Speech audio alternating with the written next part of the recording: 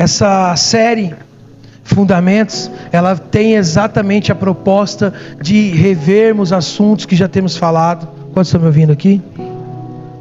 Porque, irmãos, como pregador, né? Como aqueles que vão pregar, como aqueles que vão ministrar, temos um desafio. Eu vi aquele pastor dos Estados Unidos que deixou o pastoreio, ele realmente deixou o pastoreio, né? E ele escreveu um artigo.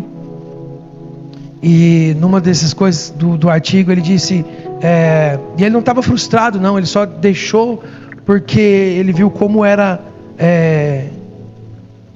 como tinha dado, para ele tinha dado o tempo, sabe? Mas sim, foi por causa de desgaste. E a gente vê, acho que ano passado foram mais de 100 pastores, né? Conhecidos como pastores, enfim, eram pastores que tiraram a sua própria vida. 100 pastores ano passado se suicidaram, né? A gente sabe que como pregador, por exemplo, que é uma das coisas que o cara fala no artigo, que ele estava conversando com um coach, e o coach disse assim: você preparou essa mensagem quando? Aí ele disse: essa semana. Aí o coach falou assim: e aí semana que vem quer dizer que você vai preparar outra? E aí o pastor falou: sim, semana que vem é outra mensagem. E aí o coach falou assim: faz 12 anos que eu sou coach. E eu tenho 15 palestras nos 12 anos. E nesses 12 anos eu repito as 15 palestras. E você quer dizer para mim que você prega uma mensagem dessa toda semana? Como que você aguenta? Sabe? E é uma grande verdade, irmãos. A gente fica bom na mensagem depois que prega ela umas 4, 5, 10 vezes. Depois que já pregou a mesma mensagem 10 vezes, é aí que você começa, sabe, a encaixar, a dominar até a própria oratória da mensagem. Então nós temos um desafio, né, de toda semana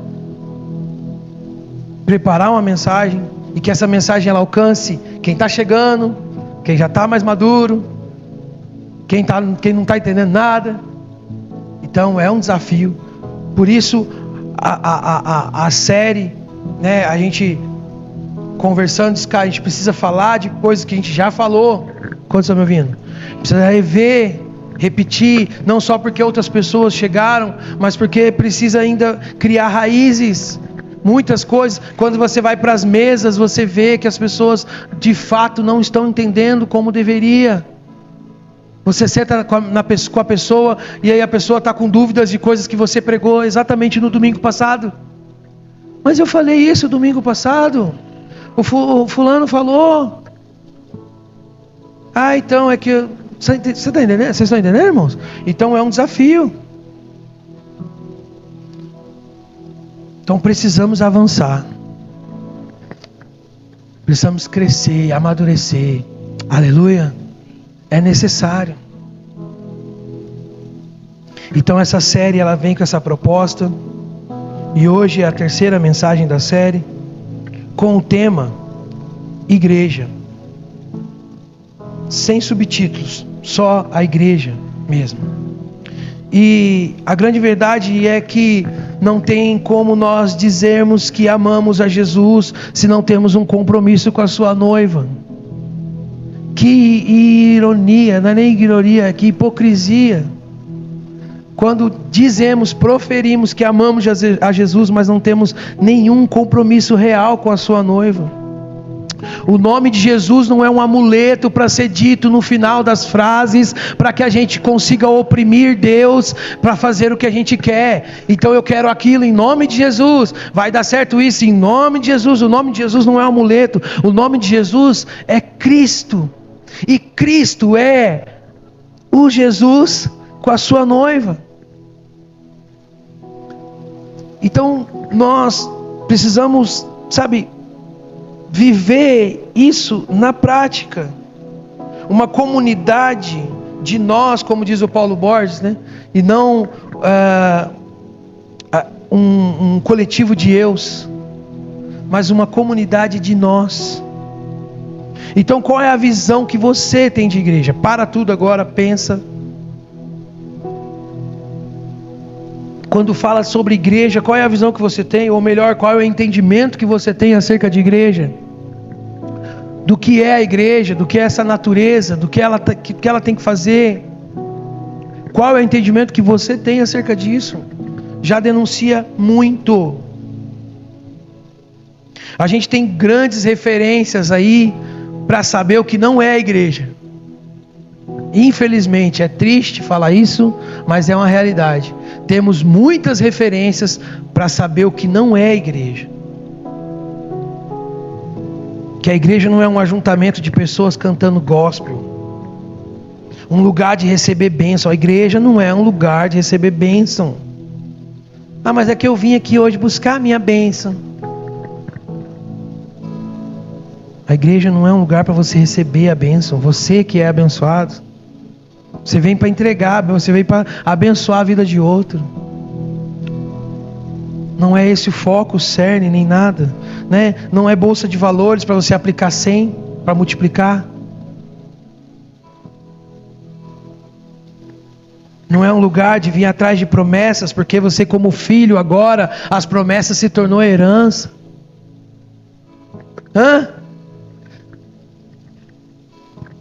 Igreja não é um lugar para você, é o lugar onde Deus vai fazer com que você fique rico. Não, eu vou para a igreja que aí as coisas vão dar tudo certo, você vai ver. Vou conseguir, vou prosperar. A igreja é a revelação de quem é o Cristo. E o Cristo é Jesus e a sua noiva. O espírito que vai vir trazer confusão não é o espírito do anti-Jesus. É o espírito do anti-Cristo. Porque Jesus todo mundo quer, Jesus está bem aceito. Jesus, as pessoas, cada um tem a sua ideia e vai, está tudo bem. Jesus, as pessoas estão aceitando. Mas o Cristo, esse as pessoas não querem. Mesmo aqueles que estão dentro das igrejas, simpatizantes do Evangelho, não querem o Cristo. Se doar nas relações, se doar, dar e receber. Olha para mim, suportar pessoas que são difíceis, que pensam diferente do que você.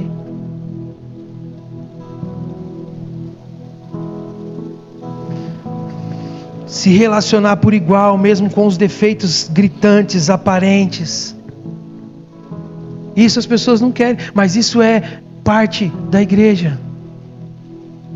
Se relacionar e ter uma vida de comunhão com pessoas que pensam completamente diferente de você, que vota diferente do que você, que tem gostos diferentes de você.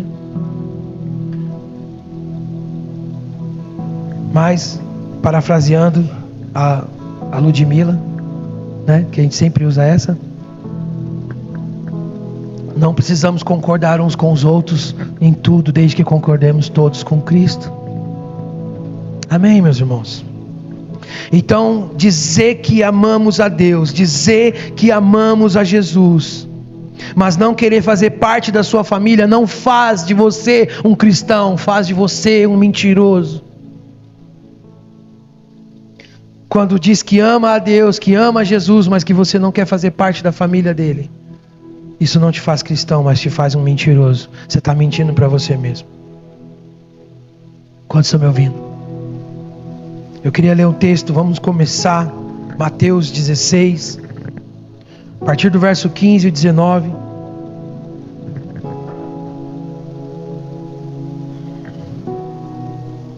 Mateus 16, do 15 ao 19. Disse-lhes ele: e vós, quem dizes que eu sou? E Simão Pedro, respondendo, disse: tu és o Cristo, o Filho do Deus vivo. Eu estou lendo na corrigida fiel, tá? Só para avisar. Mas não precisa ler na sua aí. Jesus respondendo disse-lhe: bem-aventurado és tu, Simão Bar-Jonas, porque não te revelou a carne e o sangue, mas meu Pai que está nos céus. E também eu te digo que tu és Pedro, e sobre esta pedra edificarei a minha igreja, e as portas do inferno não prevalecerão contra ela. E eu te darei as chaves do reino dos céus, e tudo o que ligares na terra será ligado no céu, e tudo o que desligares na terra será desligado nos céus. Amém? Vamos orar. Pai, no nome de Jesus, que a nossa mente, Senhor, receba da parte do Senhor aquilo que o Senhor preparou hoje. E que em nome de Cristo nós possamos praticar essa mensagem, que ela crie vida em nós. Ajude-nos, Senhor, a viver a realidade da mensagem, tornar visível a pregação, e que seja para a glória do Senhor, em nome de Jesus. Amém. Queridos, a gente poderia começar pela palavra eclésia, né, que é a palavra grega para a igreja, e que foi escrita, e existe 115 ocorrências dessa palavra no Novo Testamento. 115 ocorrências da palavra eclésia se referindo à igreja, porém 5 delas se referem à congregação de Israel num todo, então não tem um sentido de igreja. Mas 110 das outras vezes que é aplicada a palavra eclésia vai falar no sentido de igreja. E todos os sentidos, todos os 110, né, são 3 sentidos dentro desses 110. E todos esses 3 sentidos ainda se referem à igreja de forma local. Mesmo que local como fixa, mesmo como local no plural, e local também futura, né, esperançosa. Então, quando a gente vai pro dicionário, por todos aqueles especialistas na língua, no grego e tudo mais, uma boa definição do que é eclésia fica assim: é um ajuntamento de cidadãos chamados para fora de suas casas para um local público. Vamos falar de novo. É um ajuntamento de cidadãos, de pessoas chamados para fora das suas casas para dentro de um local público. Uma congregação, uma assembleia, reunião de pessoas diferenciadas por uma identificação, status e propósito comum, e chamadas para fora das suas casas para dentro de um local de reunião. Isso é um sentido, né, de todas as vezes que se aplicou no Novo Testamento a palavra eclésia, quando se refere ao que para nós em português é igreja. 57 dessas 110 vezes fala no sentido local, né? Será que a gente consegue fazer assim, ó? Consegue ler um versículo aí? Mateus 18:17. A Rafa, outro aí, Rafa. Atos 2:47. Enquanto eu tomo uma água.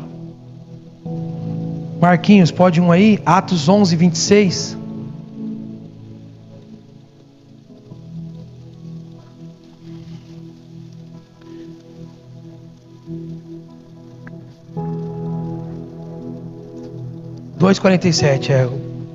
Paulinho, vai, lê alto aí para os irmãos ouvir.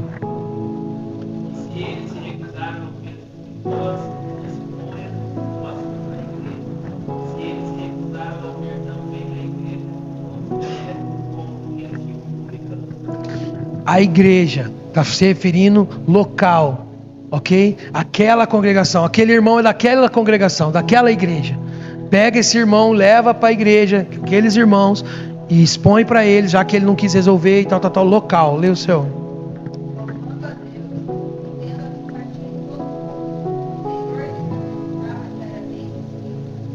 Igreja local, e aqui no caso especificamente Jerusalém. Então era a igreja, um grupo, uma assembleia de irmãos em Jerusalém, local. Marquinho.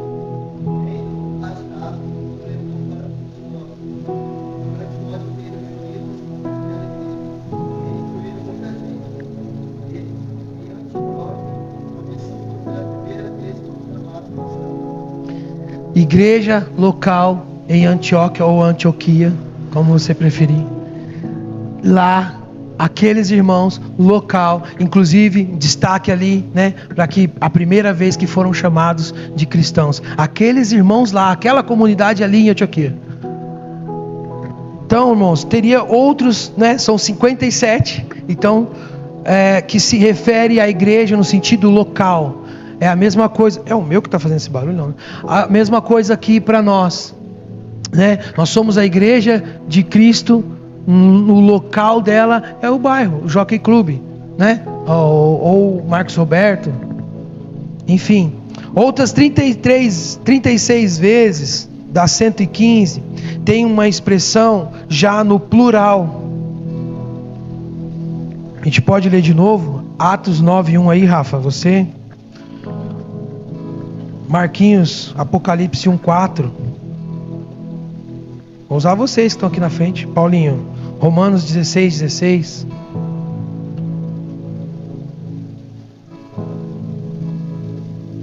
Pode ler, Rafa.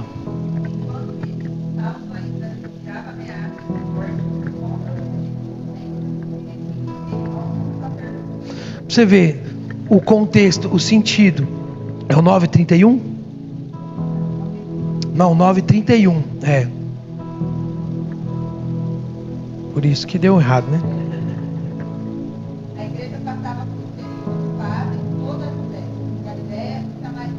Ela se edificava e encorajava seus espíritos. A igreja coletiva. Ali no caso agora é um plural. Está falando das igrejas. Certo? Igreja, igreja, igreja, igreja. Plural, as igrejas. Marquinhos.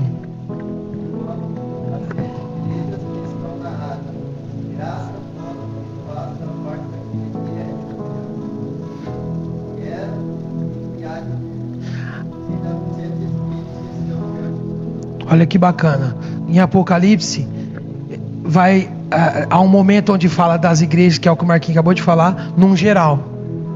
Mas há um momento que fala das igrejas local. A carta para Laodiceia, a carta para Esmirna, a carta para Pérgamo, né? Tiatira. Paulinho.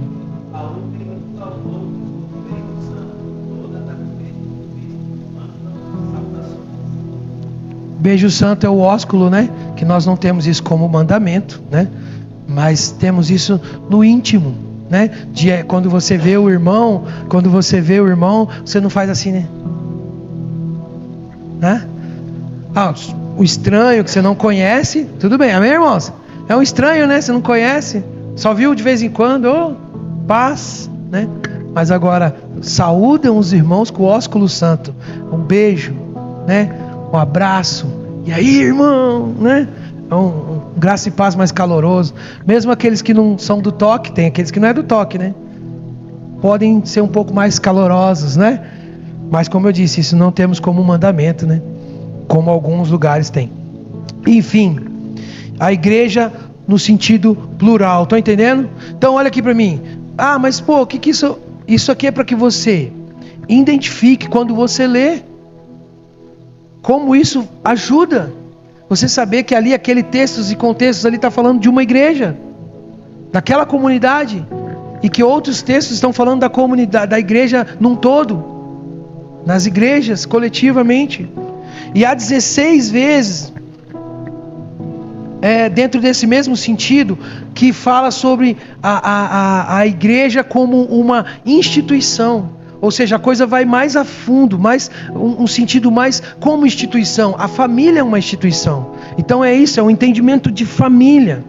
Por isso que muitos aplicam em vários textos a palavra carral, e sabe? Porque carral é o hebraico do eclésia, né? Só que não se aplica em todas as vezes por causa dessa variação de congregação, de reunião, de assembleia, ok? A questão é que a gente pode ler essas outras 16 vezes, né? Como a gente acabou de ler, Mateus 16:18. Abre, por favor, Efésios 3:10. Efésios 1:22, Paulinho. Vamos usar vocês aí. E a Rafa, 1 Coríntios 12:28.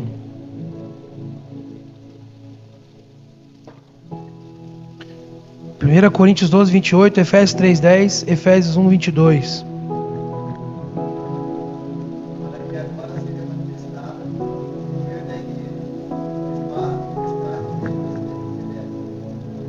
Amém. E você?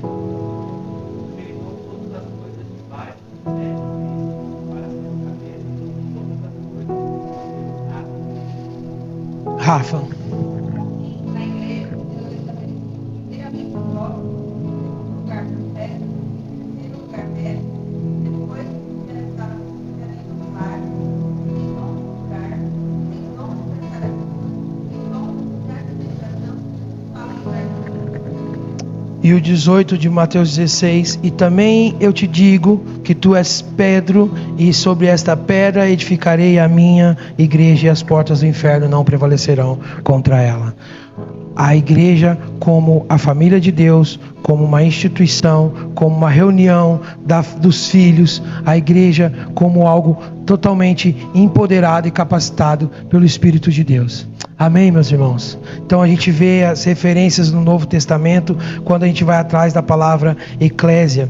E é interessante, eu li um artigo, na verdade era bem extenso até, eu separei só um pedaço, de um teólogo que ele pega esse contexto, ele pega essa explicação das 115 aplicações de eclesia no Novo Testamento, e aí ele usa o sentido zero. Ele diz, olha, não há nenhum sentido, nenhum contexto, nenhum texto que se aplica à igreja de forma invisível.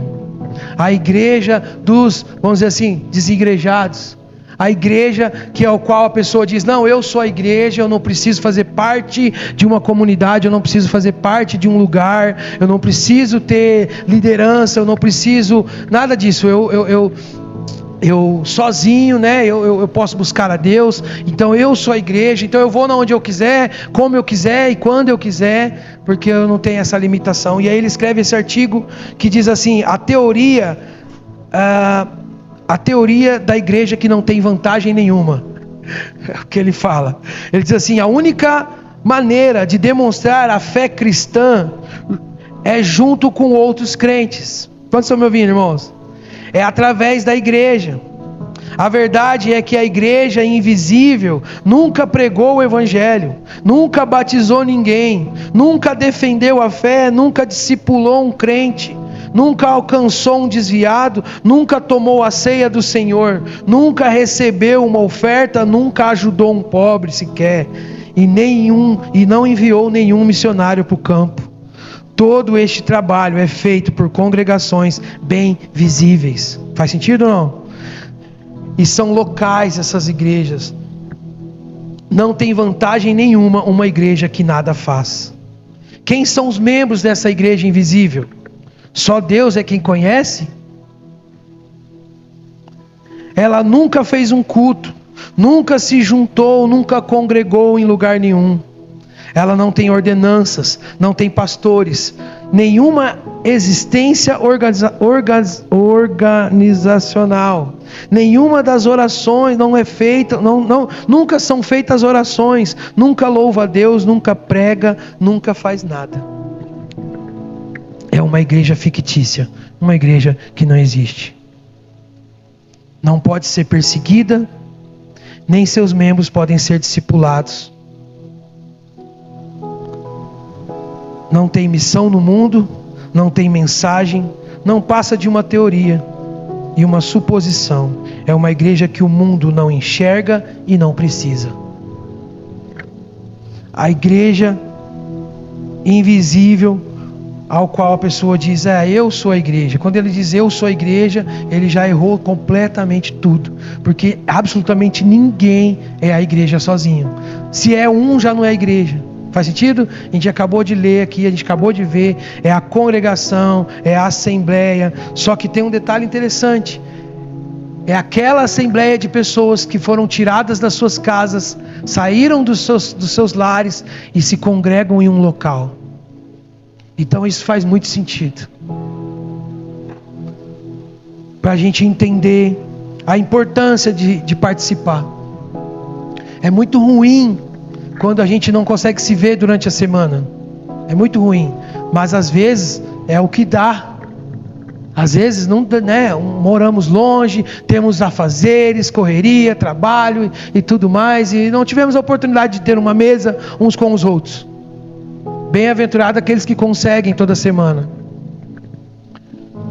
Infelizmente, às vezes a gente não consegue, mas podemos ter um gozo mínimo de pelo menos nos encontrar no domingo, que não é o correto, não é o mais saudável, amém? Deixando claro isso, mas pelo menos temos a oportunidade. E aí, tendo essa oportunidade, você ainda não vem. Pastor mesmo. Porque já temos poucas oportunidades. Ah, mas aconteceu isso, aconteceu aquilo. Exatamente, cada um sabe da sua vida. Não estou falando sobre você ser amado por resultados. Aleluia. Não tem absolutamente nada a ver.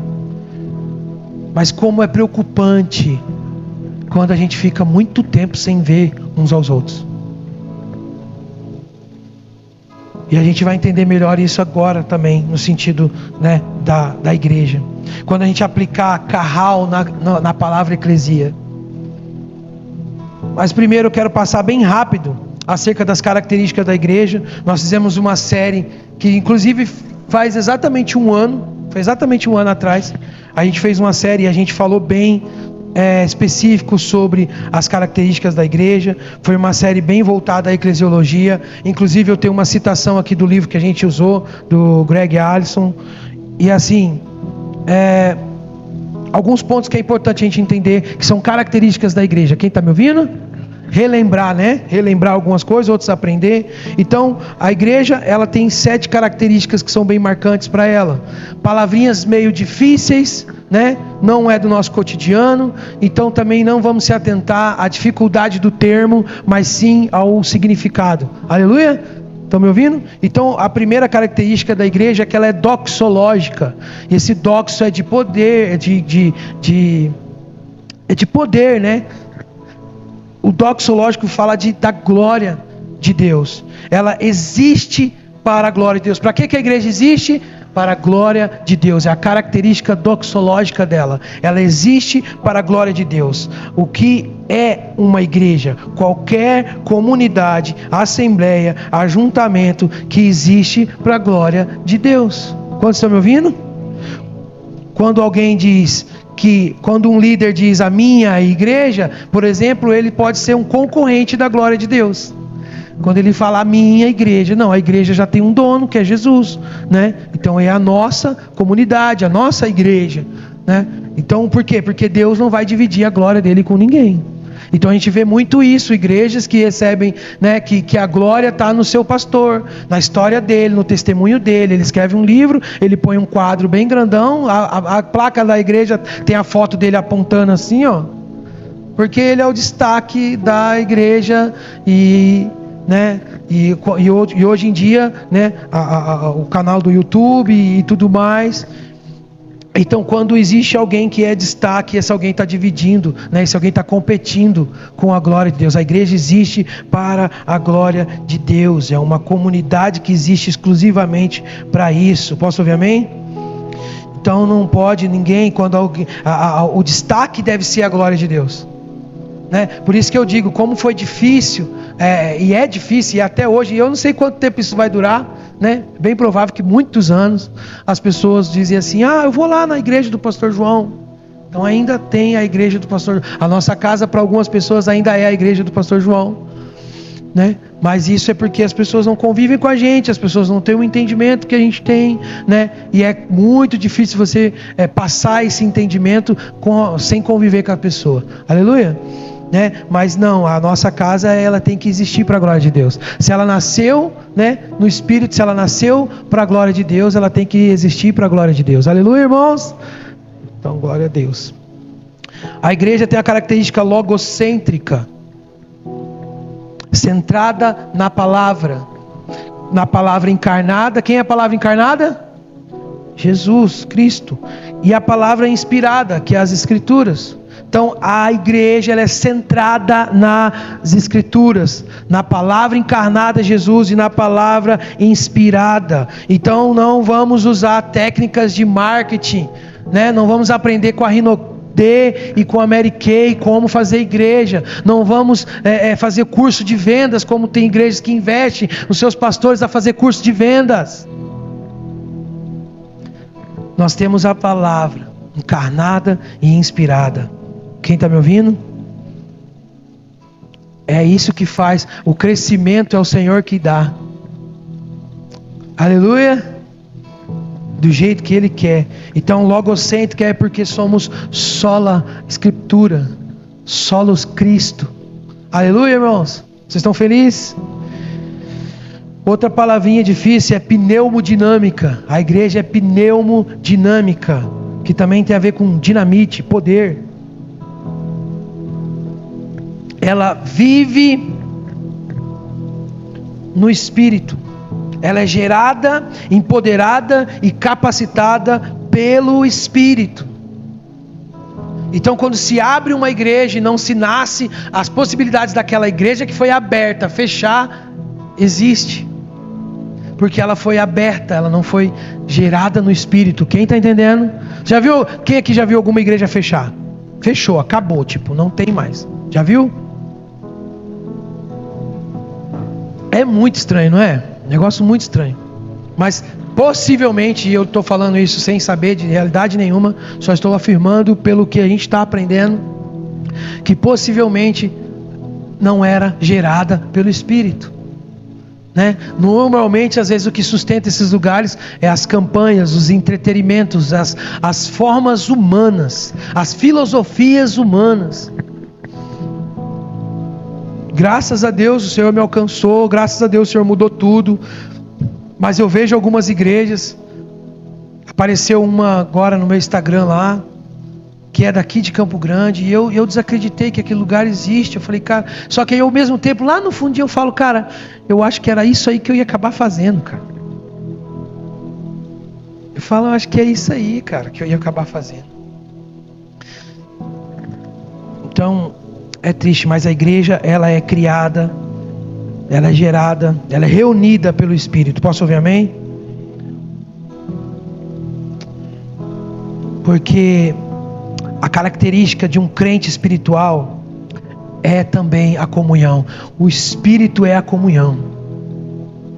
Isso aqui faz toda a diferença numa igreja. Nós estamos voltados a técnicas para fazer crescer. Nós estamos preocupados a sentar na mesa e olhar nos olhos. E isso não faz a igreja crescer. Isso não traz números, né? Eu fico triste porque de uma realidade que a gente veio, com certeza a mesa era o menos importante. Os eventos eram importantes. As formas e técnicas de atrair. E quanto mais gente, melhor.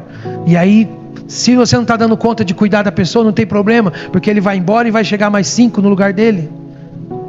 Está esvaziando a igreja, não tem problema, faz encontro com Deus, que vai encher de novo.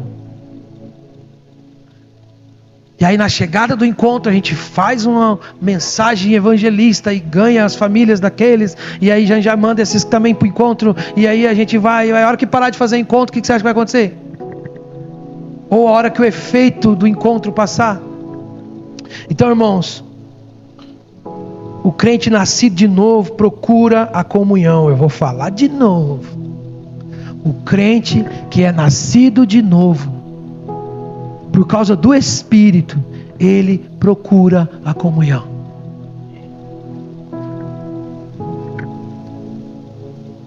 Então a gente não está interessado nas performances, nem nas técnicas, nem mesmo muito menos, aliás, nos entretenimentos. Como eu disse, às vezes até falta para nós, né? Uma coisa ou outra. Mas crente bom é o crente que suporta culto ruim, que o som falha, que esse negócio aqui fica balançando, que o pastor fala 3 horas. Crente bom aguenta culto ruim. Amém, irmãos? Amém. Aleluia, né? Sabe, acho que foi o Augusto Nicodemos que estava falando, né? Ele dizendo assim, cara, a maior perseverança que nós temos é continuar, a evidência da perseverança que nós temos é que nós continuamos amando o Senhor, amando a igreja, permanecendo em santidade, buscando ao Senhor, mesmo sem sentir nada. Isso é maravilhoso. Então nos falta às vezes, né, um pouco mais de experiência, de quebrantamento nas nossas reuniões, né? Mas talvez é porque também falta isso de você lá no particular. Porque as nossas melhores experiências deviam ser onde? Entra no teu quarto, fecha a porta, e o Pai que te vê em secreto. Então a gente às vezes não tem experiência nenhuma, não tem busca nenhuma, não tem secreto, não tem devoção no particular. Chega aqui na igreja, a gente quer uma epifania. Não, a gente quer uma mentira. A gente quer uma dose. E aí então vai, sobe a bateria, sobe a voz, vamos orar em línguas agora e tal, e vamos produzir alguma coisa aqui para ver se a gente tem algum tipo de experiência para compensar o que a gente não tem no devocional. Amém, irmãos?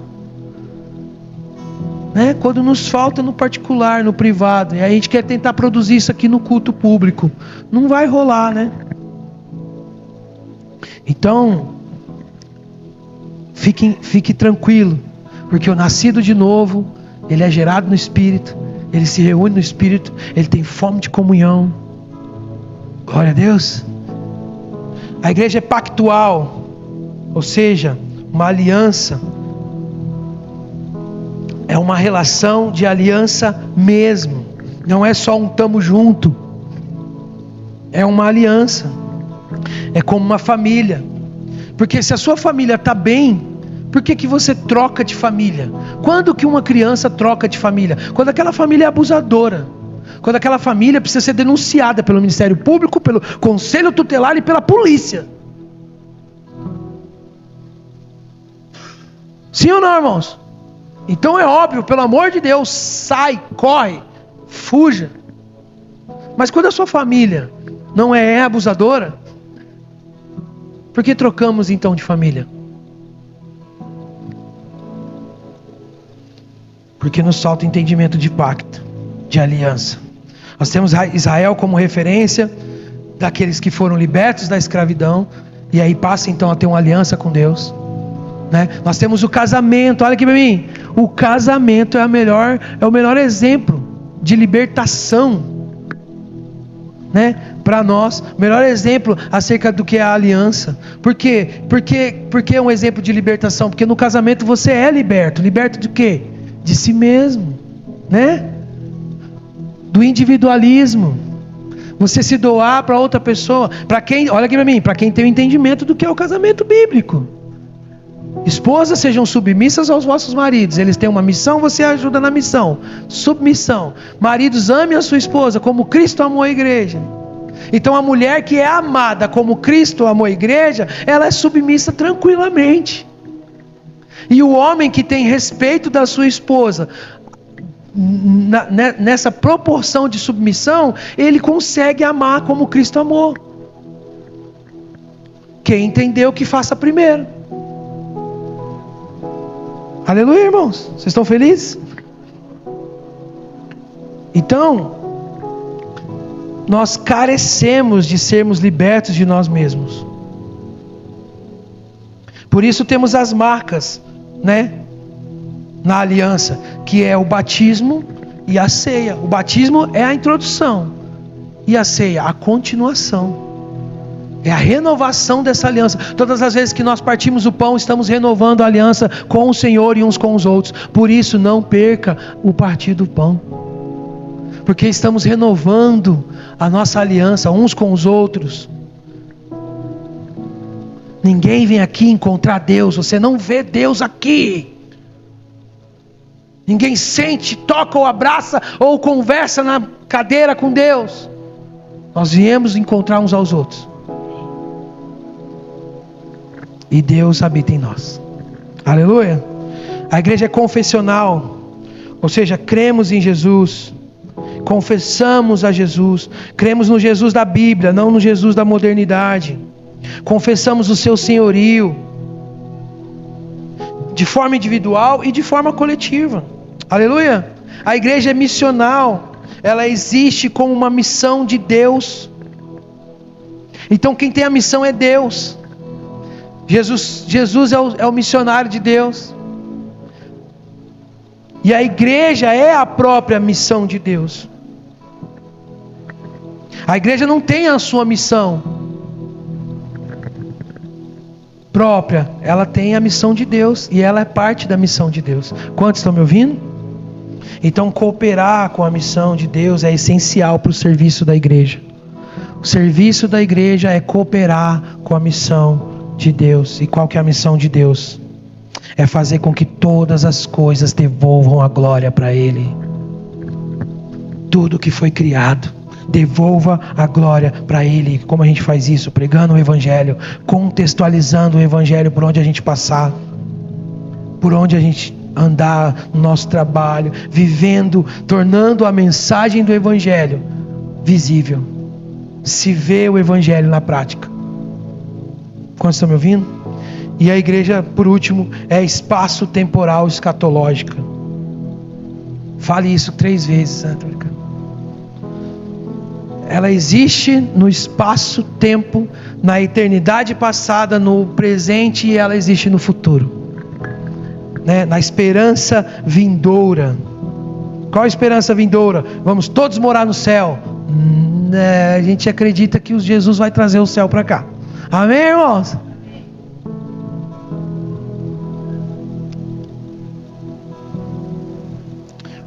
Para encerrar essa parte, e eu também já estou para finalizar, o Greg Allison, você conseguiu colocar aí a citação que eu mandei?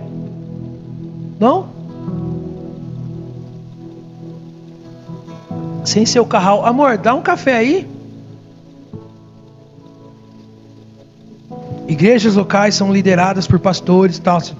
Colocou ou não? Não tem problema. Não vai estar lá, então eu vou ler, vocês prestem atenção. Amém, irmãos? É uma definição de igreja do Greg Allison. Quem que é o Greg Allison? É o cara que escreveu o livro Eclesiologia que a gente usou para a série. Ok? Que é a série passada e agora eu tô, né? É um teólogo aí. Muito obrigado. Não, água tem. Muito obrigado. Quantos estão me ouvindo, irmãos? Olha só, igrejas locais, eu vou ler depois eu explico rapidinho. Igrejas locais são lideradas por pastores, também chamados presbíteros, e servidas por diáconos e diaconisas. Buscam pureza e unidade, praticam disciplina eclesiástica, desenvolvem fortes ligações com outras igrejas e celebram ordenanças do batismo e da ceia do Senhor. Igrejas locais são lideradas por pastores, também chamados presbíteros, sempre na pluralidade. Igrejas são lideradas por pastores. Então não cremos, porque não há referência no Novo Testamento de igrejas lideradas por um homem.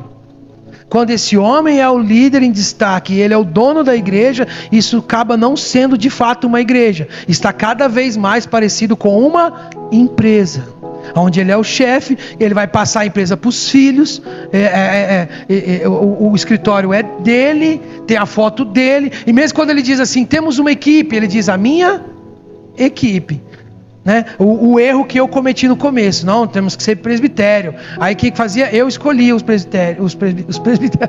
presbíteros, era eu que escolhia, vai ser fulano, vai ser ciclano, né? E como que a gente entende? É a igreja que escolhe. Quem está aqui? Né? A mim como pastor, vocês não tiveram a oportunidade de eleger, mas ainda tem a oportunidade de reconhecer, e é importante vocês fazerem isso, reconhecer a mim como pastor, assim como chegará o tempo ao qual nós vamos reconhecer de forma formal o Rafael como um pastor, né? Assim que muitos já reconhecem de forma informal, já vê, né? Já entende que há um pastoreio da parte dele, então ao qual já tem aplicado aqui. Assim como temos irmãos que não precisam nem de título, né? Ao qual nós já identificamos facilmente que são diáconos, que já servem a comunidade. Quem está entendendo, irmão? Então nós não fizemos nada acelerado, estamos bem tranquilos em relação a isso, não temos pressa de ordenar ninguém, de titular nada, está bem tranquilo isso para nós, porque nós não precisamos disso para exercer. E já estamos exercendo, já nos dedicamos, né, de forma organizada nesse sentido. Não há um dono nesse lugar, nada é feito por tomada uma decisão. A gente tem um conselho, a gente conversa, a gente, né, na parte teológica, eu e o Rafael, a gente assumiu essa responsabilidade do que trazer, do que pregar, do que ensinar. E na parte do serviço nós temos irmãos que abraçaram mesmo a causa, que não dependem, sabe, de você pode fazer, você pode vir, você pode... Não. Quantos estão ouvindo? Então a igreja local, ela é liderada por pastores e chamados presbíteros e servidas por diáconos e diaconisas. Não temos presbítera mulher, né? Porque a Bíblia não tem presbítera.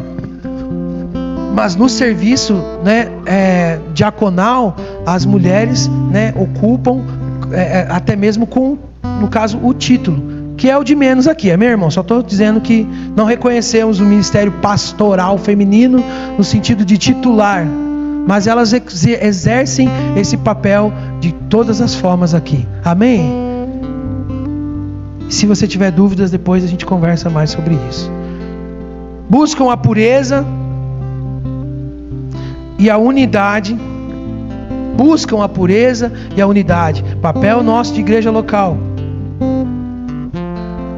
Praticam a disciplina eclesiástica, ainda que aqui pouquíssimas vezes tivemos que ter um pouco disso. Acho que nunca de forma, né? Acho que nunca a gente disciplinou alguém no sentido de excomungar, né? No sentido de pegar. É porque disciplinar e excomungar é coisa diferente, né? Mas praticamos sim a disciplina eclesiástica. Ou seja, tem um problema, a gente vai resolver. A gente não fica de murmurinho, não fica de diz que me diz que, a gente tem que resolver a situação. Quando uma pessoa entre nós está passando do limite e ela precisa ser disciplinada, isso vai acontecer. Certo? Pelo mau testemunho que ela dá lá fora, pelo mau testemunho que ela dá aqui dentro, nós representamos o corpo de Cristo. Não podemos envergonhar o Evangelho. Então, se praticamos escândalo para os outros, precisamos ser disciplinados. Então, às vezes, muita coisa é lícita e te convém, só não precisa ser postado. O Brasil inteiro precisa saber. Então, às vezes, né, ou mesmo confidenciais, ou mesmo, meu marido, minha esposa. Então, a disciplina eclesiástica, ela existe, ainda que não tivemos que aplicar de maneira severa, mas se precisar, aplicaremos. Quem está entendendo? Então, como o texto que a gente leu, do irmão que tem um problema com o irmão, e o irmão quer resolver, e ele não quer resolver, o que a Bíblia ensina? Chama duas testemunhas, chama duas pessoas e fala, nós temos um problema, quero resolver, mas não quero resolver, não estou errado, não sei o que, não vou mudar, não vou voltar atrás, não. Então, traz para a igreja, os membros, a família espiritual daquela pessoa. Fulano não quer resolver, tá assim. Não quer, não vai resolver, não tá arrependido, não. Então a Bíblia diz, tome ele como um pagão. Tome ele como alguém que não é crente, não é convertido. Isso significa que expulsar ele da nossa reunião? Não. Vai tirar ele da comunhão. Não há por que ele partir o pão, né, com aquela família, porque nem um corpo ele está discernindo. Enfim, desenvolve relações, fortes ligações com outras igrejas. E isso quando se há igreja, né? Então nós temos essa dificuldade, não por nos julgarmos melhores, mas por termos dificuldade de nos relacionar com igrejas que não são igrejas, que são empresas ou seitas. Então é seita, é empresa, como que a gente vai conseguir ter um relacionamento sadio? Não consegue. E celebram as ordenanças do batismo e da ceia do Senhor. Então praticamos o partir do pão, né? Ainda que só fazemos isso por enquanto uma vez por mês. Em breve faremos também nas casas, mas temos essa prática. Acelerando aqui para acabar, aí, continuando o que o Greg Allison fala: capacitadas pelo Espírito com dons espirituais para o ministério. Essas comunidades se reúnem regularmente para adorar o Deus triuno e encenar a obra da redenção, proclamar a palavra, apresentar o evangelho a não cristãos, discipular os membros, cuidar das pessoas por meio de oração e de contribuição, aplicando generosidade na vida do irmão e se posicionando tanto em prol do mundo como contra ele. Existem muitas formas de servir. Quero ler um texto com vocês rapidinho e eu já vou encerrar. Romanos 12.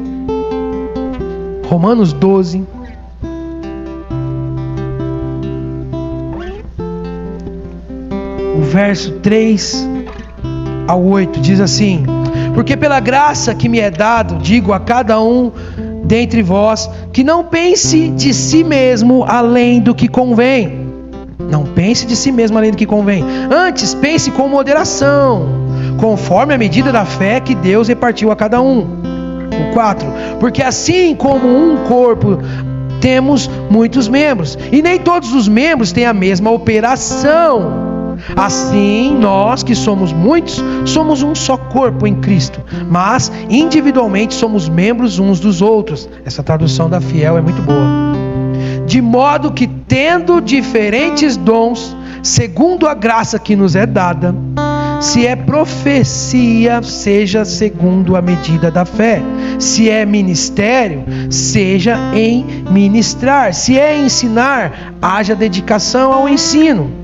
Ou o que exorta, aquele que é bom de encorajar as pessoas, use o dom de exortar, e que repare e faça com liberalidade. O que reparte, o que é generoso, faça isso com liberalidade.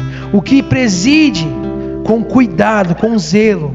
O que exercita a misericórdia, que faça isso com alegria. Então, irmãos, além de termos Romanos 12, temos 1 Coríntios também 12, temos Efésios 4, para dizer o seguinte: existem muitas formas de servir. Quantos estão me ouvindo? De verdade, quantos estão me ouvindo? Existem muitas formas de servir.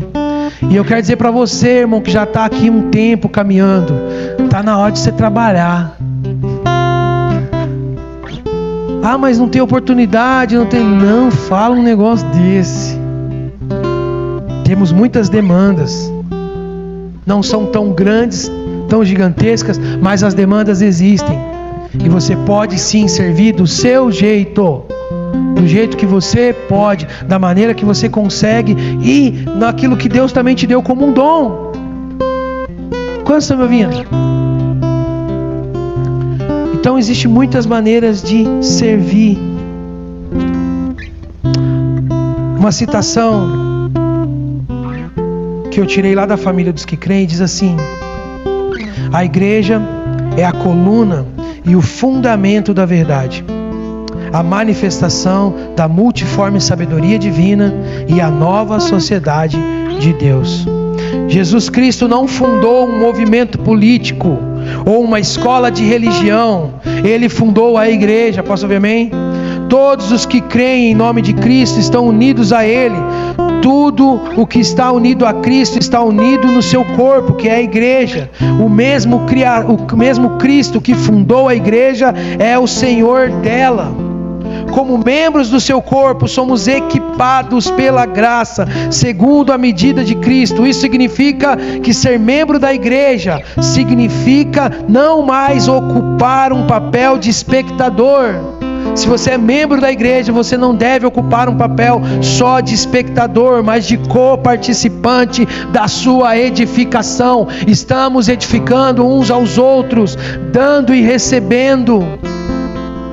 Precisamos disso. Por isso que eu disse, você não sabe como é importante, talvez numa oportunidade aqui no Partir do Pão, onde diz assim: olhe pelo seu irmão, e o irmão compartilhar com você e dizer: olha assim, eu queria que você orasse por isso, por essa situação, e o irmão agora tomar ciência do que você está passando, e ele ali com você chorar juntos, se alegrar junto, interceder, e durante a semana aquele irmão vai ficar sempre lembrando do seu pedido. Sempre que ele vê, ele vai poder, interagir, interceder por você. Como isso é bom, como isso é importante. Isso edifica. Por favor, quem está me ouvindo, os dons que você tem é para edificar outros. Somos capacitados por Cristo, cada um de acordo com a graça recebida, a vivermos em comunidade de maneira a formar uma nova ordem social. É através da vida da igreja que o evangelho, que é pregado no domingo, se torna visível na segunda, na terça, na quarta. Quem está entendendo? Eu encerro com a palavra carral. Porque a gente precisa lembrar que Jesus falava hebraico, sim? E ainda que foi feito bem essa separação dos termos. Prepara aí, Isaac, rapidinho. A palavra carral, utilizada no sentido hebraico do que a eclesia, aqui no português a igreja, amém? Tá todo mundo acompanhando, né? Ela traz esse sentido mais familiar, sabe? Como se Jesus estivesse dizendo assim: olha, sobre essa pedra, sobre essa revelação de quem eu sou, porque foi isso que, né, o significado da pedra era essa. Quando Pedro, o Pedro disse: tu és o Cristo, o Filho do Deus vivo. E aí Jesus falou: Pedro, cara, você não tinha como saber.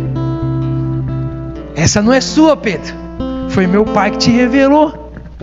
Você acabou, Pedro, de ter uma revelação de quem eu sou. Porque os outros 11 ficou quieto.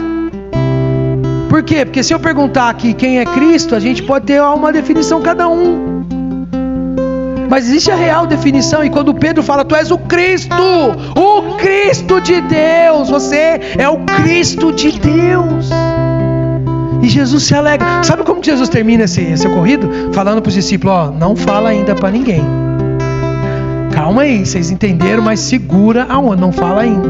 Foi o final o desfecho disso aqui. Mas ali quando Jesus fala: Pedro, você teve a revelação, cara. Agora, Pedro, pega essa. Vou dar a revelação de quem você é. Você é pedra. E vai por mim. Para Pedro fez um monte de sentido. E aí ele diz: sobre essa pedra, que é a revelação que você teve agora, de quem eu sou, eu edificarei meu carral.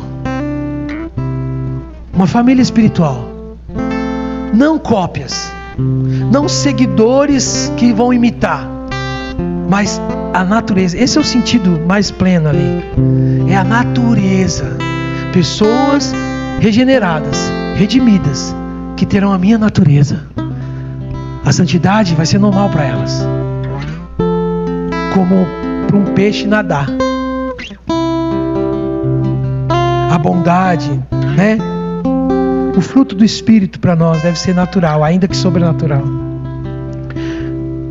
E aí, a palavra carral, ela possui 6 palavras chamadas irmãs, tá? E aí agora é a oportunidade de você treinar o seu grego. Aliás, seu hebraico, né? A primeira é Yahal. Não, essa é a última. Isso, Gaal, né? Brasas de fogo. Aponta para a importância de estarmos juntos e mantermos acesos. Caso contrário, o fogo apaga. Somos brasas, amém? E brasa separada vira carvão. Então, temos que estar juntos, irmão. Garrado, olha, ó. Olhe pro seu irmão, fala: agarra em mim, tô brincando. Temos que estar agarrado ali, irmão. O segundo então, é aquilo ali, ó. Call, que é voz ou som, aponta para a potência da voz. A minha voz sozinha tem uma potência. A voz do carral é outra potência. Quem está entendendo? Juntos. A unidade, né? E unidade segundo os propósitos de Deus e não filosofias humanas, como já falamos. Somos uma família de muitos filhos. Terceiro, Gaal, redimir, né? Somos o que? Uma comunidade de redimidos, aqueles que reconhecem sua miséria, suas mazelas, que reconhecem o que? A dependência de Deus. Carral, sabe, esse entendimento de igreja, que somos unidos, somos brasas, né? Com uma voz que deve estar junta, mas que é um ajuntamento de redimidos, daqueles que reconhecem a dependência do Senhor, porque dele, por ele e para ele são todas as coisas. Aleluia, irmãos. Próximo, Laal, que tem a ver com iniciar um processo, agir. A igreja é viva e faz e faz, né? Ela é quem inicia os processos de transformação numa sociedade. Por isso que é chamado de nova sociedade. O novo homem vai fazer parte de uma nova sociedade, né? O coletivo do novo homem vai gerar uma nova sociedade. Então, Carral é um corpo vivo. A igreja, irmãos, não é uma reunião de pessoas esperando um homem falar. Isso não é igreja, mas é um corpo vivo, juntos, que faremos parte, né, do processo de transformação da cidade. Penúltimo, Gadal, crescer, engrandecer. Um dos aspectos da vida da igreja é crescer em tudo que faz para engrandecer o nome do Senhor. Esse crescimento é para a glória de Deus. Amém, meus irmãos? Então, olha aqui para mim, você como família, né? Você como igreja, juntos vamos crescendo emocionalmente, espiritualmente, financeiramente, intelectualmente, e isso é para a glória de Deus. E por último, Yahal, esperar. A natureza está esperando a manifestação dos filhos de Deus. Nós, como noiva, esperamos o noivo. Talvez é o mais difícil, né? Esperar, né? Mas é característica nossa do Carral, a igreja que espera pelo seu noivo. Então, irmãos, estamos juntos, passando pelo fogo, como brasas, incendiando uns aos outros. Estaremos sempre unidos unindo as nossas vozes para a maior potência, para que saibam sobre o reino de Deus, sobre o nosso Senhor. Somos redimidos, somos dele, dependemos dele, tudo que fazemos é para ele. Somos aqueles que têm o poder dado por Deus para iniciarmos um processo de transformação na sociedade. Temos a libertação, somos liberados para crescimento, para engrandecer o nome do Senhor, e possuímos a habilidade de esperar. E tudo isso é importante entendermos para que a gente possa colocar em prática. Quantos estão me ouvindo? Você pode ficar de pé rapidinho?